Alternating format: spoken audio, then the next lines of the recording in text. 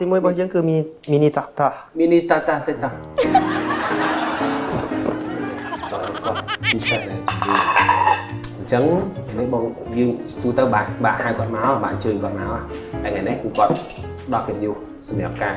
រៀបចំម្ហូបពិសេសសម្រាប់អញ្ចឹងថ្ងៃនេះគឺបងឯងអូនសប្បាយចិត្តអត់បងអត់ឯងតែងខ្លួនឲ្យស្អាត សប្បាយចិត្តព្រោះបងឯងនេះកំ pl ែងខ្ញុំសើចមួយថ្ងៃវាមើលទៅលឿនតាចេះវារ៉ូមែនទិកតិចដូចលាកំ pl ែងលាអីតិច អូយយើងទៅធ្វើកុំធ្វើដូចគេយើងជាយើងគេធ្វើតាមរូបរាងរបស់គេគេធ្វើចរិតអញ្ចឹងវាសម ហើយចូលយើងធ្វើចរិតអញ្ចឹងអត់សមហ្នឹងមែនទេ ជាបោះបងយើងមិនខ្វល់យើងធ្វើអីជាបោះយើងយល់អត់ យល់ ចង់និយាយថាមករៀបចំកម្មវិធីថ្ងៃនេះដើម្បីរក្សាវេលាយើងទាំងពីរកន្លងមកប្រហែលថ្ងៃដែលយើង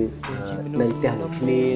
យើងទៅដើរលេងមួយគ្នាបើកឡានតំណាងទៅគិនស្វាយយើងទៅថតសម្អាងមួយគ្នាអញ្ចឹងថ្ងៃហ្នឹងមករៀបចំកម្មវិធីនេះឡើងចង់ឲ្យឯងនិយាយអីដែលនឹងចិត្តឯងដែរជា អានេះក៏ញ៉ាំតែមួយម៉ាត់ដែរណាពីរម៉ាត់ក៏អត់បានដែរ អូនញ៉ាំមុន អូនញ៉ាំមុនមកញ៉ាំ អូនចង់ដឹងញ៉ាំឲ្យមិន Lady for honey អូយ